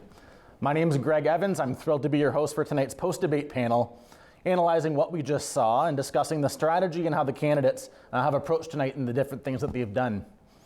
So joining me tonight on the panel are Ray Petro from the Ontario Liberal Party, Andy Straisfeld from the Ontario NDP, and Ken Burns from the Green Party of Ontario. So Andy, we'll start with you. Will Bauma and the PCs took this riding in 2018 after 19 years as a Liberal stronghold, but they only won it by a 600 vote margin over the NDP. And Brantford-Brant actually was one of the tightest ridings in the entire province. So how did Harvey do tonight, and what's the strategy kind of moving forward for him over the next couple weeks? I think Harvey did fantastically well. And first of all, I want to give kudos to all the other candidates here in what they did. There's a clear message here, is that there is a change coming. Like when you walk with Harvey door to door, people are opening the doors. It's like they're coming out of a cave, really. Like we've been living 2 years in sequestered prison in a sense. And Harvey brings hope. He talks to people. He listens to people. It's something that they're not getting with the incumbent or have gotten with the incumbent. And I think you see it today with the conversations that were there and with the platform that he wants to put forward. It cares about Brantford. It cares about the citizens that have been left behind in the last 4 years. So I say the strategy is, strong and ready. We're going forward. We're bringing a very comprehensive environmental plan that will create jobs. I'm a leader in green economy, and I'll tell you that it is a fantastic plan. It's one of the reasons why I joined the party. And with strong leadership, we were talking earlier, the candidates were talking about, cooperation and diplomacy. Like, we need someone like Harvey who will be the arbiter, who will be able to bring local, municipal, federal politicians together to solve the problem. So I say we're going in the right direction, we're making a change, and Harvey is there for you, Brantford-Brant. Sure. Now, Ken, in 2018, the Greens took just under 5% of the vote share here in this riding. And that's actually a little over the overall average in Ontario. So the Greens have done better in Brantford-Brant than the rest of Ontario. What was Carly Sordas focusing on tonight to appeal to voters and improve even further on the gains that the Greens have seen in this riding? I think Carly was really continuing the strategy that we had in 2018 to reach out to voters with real solutions and a way of doing politics differently. And I think that's what people are responding to. We're there to advance a platform of sustainability for sure, because that is the best way forward, economically, socially, and environmentally, is to look at a sustainable platform. And I think we heard a lot in common on those themes from all of the candidates tonight. But that's where I think the Green Party and Carly is reaching out to voters with real solutions to real problems that people are facing, that are acknowledging the climate crisis, the ongoing costs that we're racking up in not taking action on them, the transition to the green economy, to an economy that makes sense, responding to voters, showing up and talking. I think Carly, as a member of the next generation, if you will, shows up and she listens, she talks to voters, she talks to people, she hears what they have to say, and she responds with a sensible message, and not just more of the same old, party politics and half measures. And I think that really resonates with people. Sure. And keeping on the theme of 2018, Ray, a familiar face, we're seeing Ruby Tour as the Brantford-Brant Liberal nominee. 2018 was a unique election for the Liberals across the province. What changes this time around for the Liberals and for Ruby in this riding for strategy moving forward to Election Day? Thank you for the question. And first and foremost, I want to thank all the candidates in this election for putting their name forward and making that move. It is a big decision to make, and you put your families on hold and your businesses on hold to put your names forward to run for public office. So thank you for that, and thank you to you gentlemen to volunteer your times for your passion for politics, so I appreciate that. I think 2018 Ontario spoke to us, and they spoke loud and clear, and they said they wanted a change. And that gave us, the Liberal Party, an opportunity to go back to the drawing board and look at the roots and look at what do we need to do here to represent Ontario moving forward. We did that. We elected MPPs, many new MPPs in many of the new ridings across the province. We put together some bold policy. We went grassroots door to door. When we built these policies, we put them all together. And we have a member here, Ruby Tour, who knows Brantford-Brant. She understands the voter. She understands the community. She has experience in healthcare, which is one of the big issues that I heard many of the parties discussing today. I think we can all agree that's a big issue. And she is poised to represent Brantford-Brant at Queen's Park on our behalf with that experience and the new, improved, energetic Liberal Party that we have here. Now, housing affordability, understandably, was one of the biggest things that we heard tonight. It was brought up over and over again by all three candidates. Now, any one of you can chime in on this, but Andy, we'll start with you. How do you think each of the candidates did in talking about housing affordability? How do the platforms stack up? Well, I think really everyone is addressing it the way that it should be addressed. Constructive building, looking at the situation, looking at the problem. I really like some of the ideas that Carly put forward. I like some of the ideas that Ruby put out there. But the NDP has already had that platform out there for a while now. Like, we've been talking about, one thing that wasn't mentioned is that the affordability is an issue. The NDP in their plan is talking about a 10%, down payment advance on the purchase price of a house. That, for me, when I was buying a house, that would have been fantastic. For other people who are newcomers into the market, this is something tangible that they can have. You know, and we talk about the motherhood issues, right? We talk about good jobs means good prosperity, means more money, means people can afford it. The minimum wage is part of that as well. And this retrofit plan that comes through here in the case of the environmental plan not only creates jobs, but it's also going to make lives easier for people to renovate their house, maybe rent their homes, maybe even sell them homes to newcomers. You know, one of the biggest issues is that there's a shortage of stuff.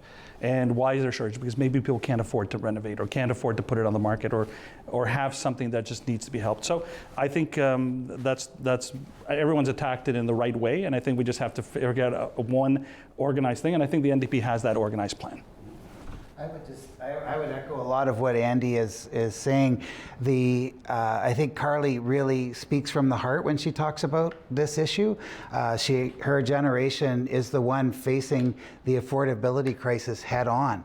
I mean, going to school for 4 or 5 years only to get out with student debt and be living in your parents' basement, that's what that generation is talking to Carly about, is why did we do this only to end up still living in here, only having to wait, you know, looking at a 10 or 20 year to save up a down payment, or 30 years to save up a down payment for our home. That home ownership is out of reach. And even rental prices we've seen just over the last, you know, couple of years. We heard from the representatives of the rental association, like rental prices have skyrocketed as well, which is really making life unaffordable. So I think Carly, you know, did a great job with that. And as Andy said, and I think we'll hear from my colleague as well, that all of the candidates did a great job about talking about the issue overall.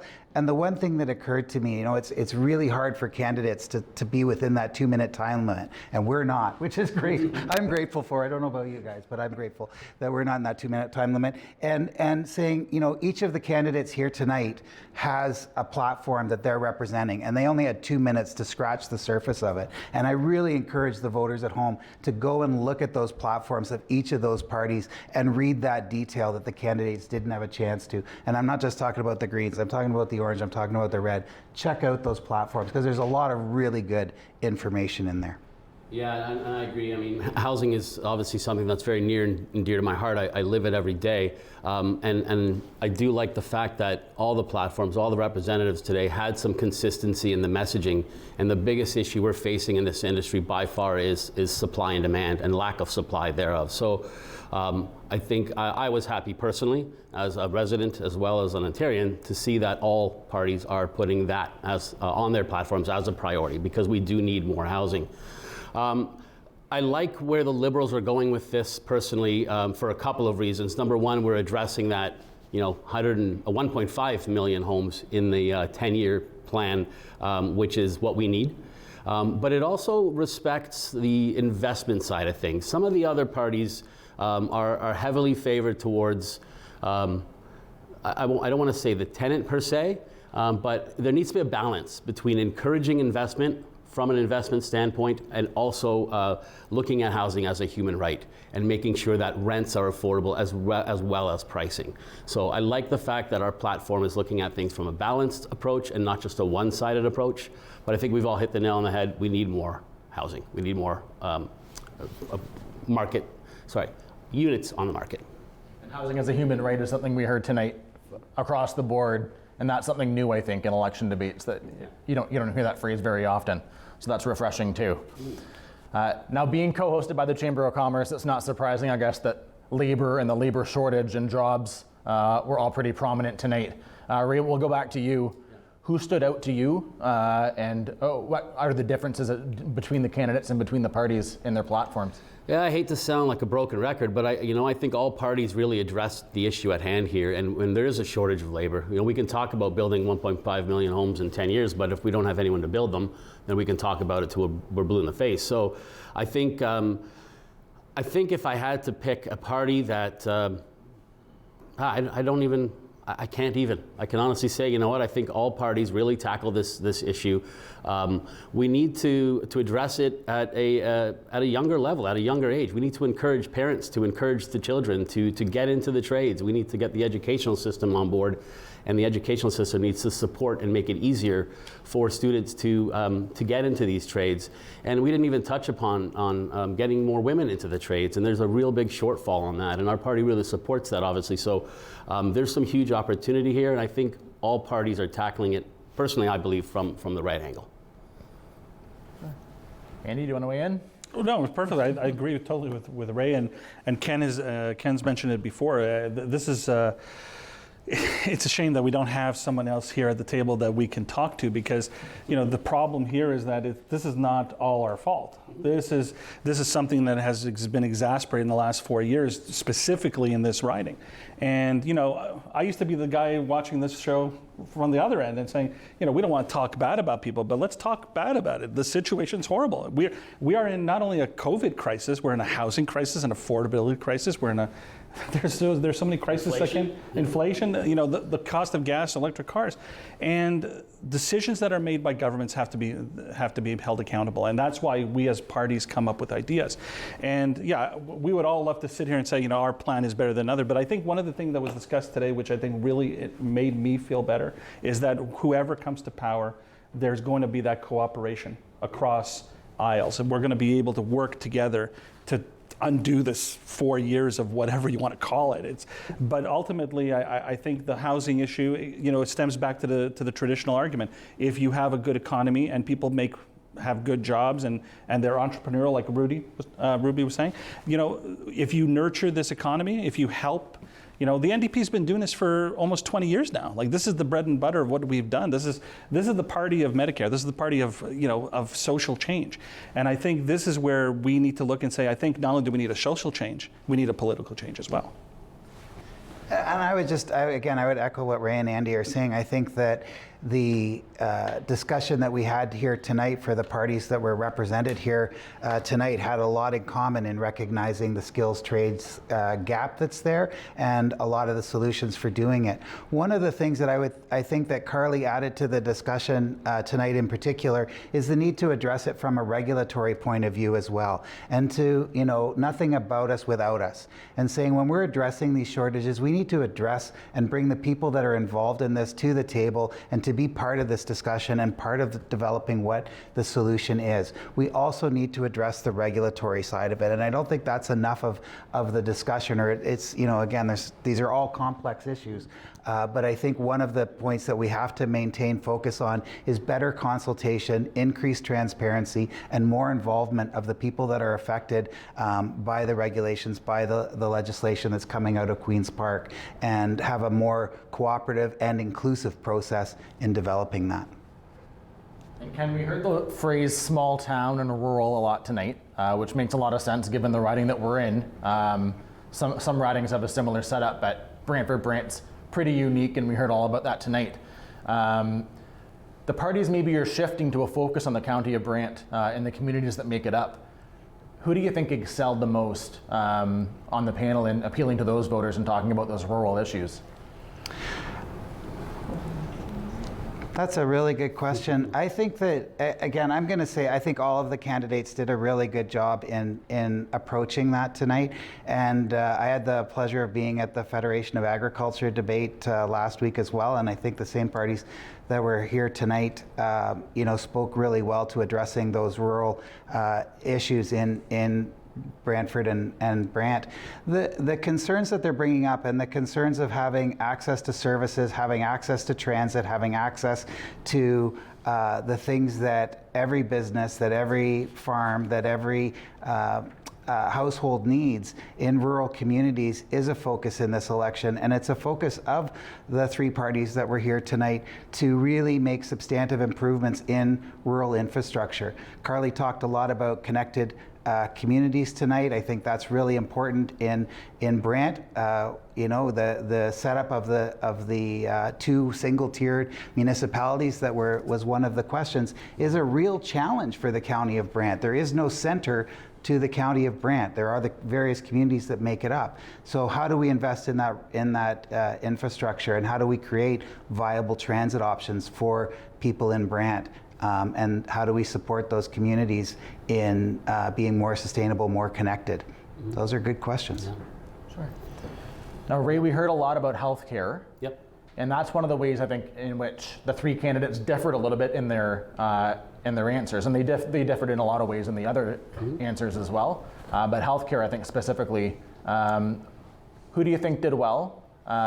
What did you see the differences being between the answers that we got and in the platforms? Yeah, no, good question. I mean, I think if I had to choose, I think all three candidates did really well when it came to healthcare. But if I had to choose, I'm going to choose obviously that Ruby Tour here and the Liberals will excel with when it comes to healthcare. It's always been a big part of our party platform. It's always been something we support, and certainly in this election, it's something that we've put at the forefront of everything that we need to have happen here to move Ontario forward. In terms of some differences, I didn't feel there were many. I think the majority of us here, and you guys, correct me if I'm wrong by all means, but I think we all understand the importance of mental health, and that's something that the Liberals are really moving forward with and making a priority, and I'm glad they are. Even virtual Medicare, I've used virtual Medicare through this pandemic personally, my children, my wife, and myself, and it was very useful, very helpful. It enabled me an opportunity to stay home and take care of relatively simple health issues that would otherwise require me to go to an ER or a doctor during this pandemic. And I can speak to that being very effective, and I'm glad that our party is moving that forward. It's very important. I'd love to hear what the other parties' views are on that, virtual healthcare specifically. And as people move to this region, healthcare is very important because we want them to move here, but we also want them to stay here and raise their families here and spend their money here and support businesses here. And if they don't have healthcare or access to healthcare, they're leaving or they're not coming at all. So I think that this is a bigger issue and more intertwined with real estate than we realize. So, yeah. I would say I think that it's really unfair to the people at home that the incumbent didn't come tonight and speak to the lack of investment in healthcare over the last 4 years and the reductions and cuts to healthcare that started the 4 years prior to the pandemic. I think the people at home really would have liked to have heard about why that government chose those routes. I thought Carly did a really good job working in long-term care and bringing a real face to that job and the challenge of the nurses being understaffed the majority of the time, being understaffed the majority of holidays, the challenges that our healthcare heroes have in trying to provide the quality of care that they know that our seniors deserve and that they want to provide, but simply not having the time and hands to be able to do it. And then to be faced and slapped in the face by this government that's saying that all nurses are getting $5,000. Well, the nurses that are working with Carly are saying, we've heard about it, but we haven't seen it. And we didn't get an answer, last Thursday night from the incumbent about where it is. I would challenge them to say that. Where is that? Where is that caught up and lost? Because the healthcare heroes aren't getting it. And I think that's the disconnect. We've heard from all three parties tonight about the impact of Bill 124 on our healthcare, causing the staffing shortages and causing the nurses that we do have to leave and the healthcare professionals that we do to find work elsewhere, where they don't have to work as hard, they're not overworked, they're not all working double shifts, and they get paid accordingly for their talents and their services. So there's a lot that was missing from tonight on healthcare, and I'm sorry that we didn't have that voice here tonight. Ken and Ray are right, and there's no shame to say that their candidates have the right answer, because let's face it, we're the only ones here who are addressing this issue. Like the issue you mentioned before, and I just want to take a segue for this here, is that I don't consider our city, our county to be rural. I consider it to be an emerging community. All right, we are growing, and agro-business is just a business like every other business. It's not something unique. But I'm going to give you a personal situation. I broke my back a year and a half ago in an accident, and within 8 months, I was able to be seen with the MRI here. It took me 3 years in Brampton to be seen when I had a broken arm type of situation. We have state-of-the-art technology here in Brantford. We are not a second-class healthcare system. We are a capital city in the whole region of this area, and we should have had a hospital a while ago, not 4 years at the last minute, fourth quarter, you're on the first yard line type of thing, and the citizens of Brantford can't even have an honest answer on this. And again, before I was in medical recycling, I was a medical sales rep. the government punished hospitals for stockpiling PPE. If they said if you ran a deficit, you wouldn't get money. And what happens? You're not prepared for this cataclysm. You're not prepared for this situation. And then all of a sudden it's like, well, we got to, not have reliance on foreign. And then what you do? You spit in the face of Canadian manufacturing in Ontario, who make the masks and make the gowns and make the gloves. But healthcare is important to all of us, and I think all the candidates here have a refreshing idea. The NDP has that platform. We started with the mental care, with the pharmacare, and with the various different healthcare. We are talking about, investment in more nurses and doctors, more credentialing. I think the key here is now all the stuff that other governments have done in the past have ignored. Now we have to address it. And I think I guess all parties agree that we have to touch, and I'm proud to say the NDP is at the forefront of that. A lot of agreeing tonight. I think that's a great thing, isn't it? We'll get into some final thoughts. Ken, we'll start with you, and I'll ask each of you gentlemen the same question. What did Carly do tonight to set herself apart from the other candidates and to prove that she's the one to vote for? Well, I think Carly showed up, and Carly spoke to the issues that the Chamber of Commerce and the Brantford Region Real Estate Association brought forward for the candidates and the challenges to the parties in this election. I think Carly is really speaking for a generation whose voice is not typically heard in politics, and I think that makes her an outstanding candidate. And Carly is the one who's really talking about working across party lines. That's something that's really important to her. Her job, even if she's not elected, she has often said, is to hold this government accountable, to hold whichever of the candidates is elected on June 2nd, to hold them accountable for the commitments they make and for building the Ontario that the people of Ontario want, and the things that we hear, and addressing the issues that we're talking about. So I think that you have an outstanding candidate who's offering real solutions to real problems facing real people every day, and is offering a new way of doing politics, and a politics that's going to bring about the Ontario that people want. Ray, what did Ruby do to set herself apart? Many things. So I'll start with the fact that Ruby showed us tonight that she's a mother, she's a business owner, she's a healthcare worker. She's committed to Brantford. She's been here for a while. She's raised her family here. She's committed to the riding, and she showed us that she would go to Queen's Park for us and go to bat for us, regardless of what party you support or who you voted for in this election. At the end of the day, Ruby showed us tonight what we already knew, that she is always in the best interest of the representatives or of the riding and the people that she represents in this riding or will represent come June 2nd. She also showed us today that the Liberal Party is ready to come back to the table after what we learned back in 2018 with some fresh ideas, with some energy, with a good balance. I think all parties have a lot of good policy and a lot of good ideas. But at the end of the day, I look at our party and I look at what Stephen Del Duca will do with this province if given the opportunity in June. And I look at a proper balanced policy, a proper balanced government that could move us forward with green initiatives, prioritize healthcare, prioritize the people, and make real estate affordable and attainable for the residents of Ontario. And I'm really excited to see what this new Liberal government will do if given the opportunity. Thank you. And finally, Andy, what did Harvey do to set himself apart tonight? I think Harvey showed up today and showed exactly to the people out there exactly what he showed me and made me join his campaign and join the party. Harvey is a leader, someone who has fought the fight before, who can fight the fight, who can not only be there to represent us and bring some sort of balance to our local politics, but at the same time, you got to see the faces of the people that open the door when they meet him.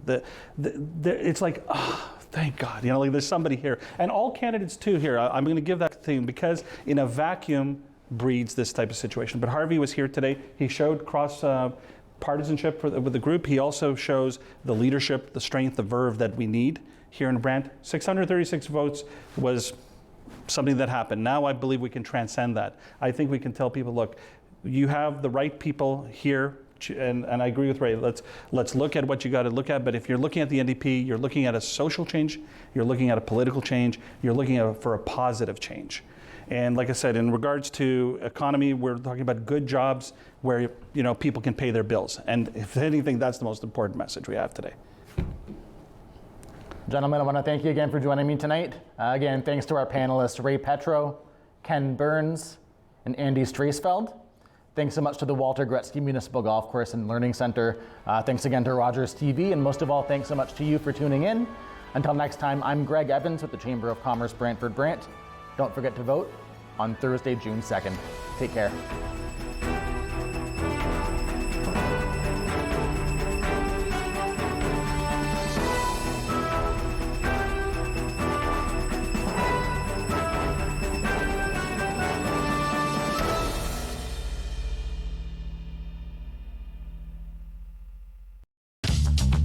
This program is brought to you by Ignite TV.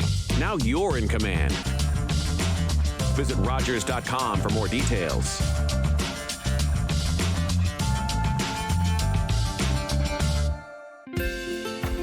Call the Rogers TV viewer response line. Email us or connect with us on social media. Weekly in-depth coverage of the most local stories in Stratford-Perth, Brantford-Brant, Guelph-Wellington, and the Waterloo region. Hyperlocal stories that matter to you and your community. All this and more on your region this week. All local, all year round. New episodes every Friday at 7 p.m. right here on Rogers TV. Cystic fibrosis never takes a holiday. More than 4,000 Canadians like me wake up with cystic fibrosis, go to bed with cystic fibrosis, and do hours of treatments and medications every day. We go to many medical appointments, spend time in hospital, and still face life-shortening lung infections and organ damage. Join us on Sunday, May 29th at Waterloo Park as we go further together to lengthen and improve the lives of all Canadians living with cystic fibrosis. Register for the Kitchener-Waterloo and District Walk to make cystic fibrosis history. Cheers to that.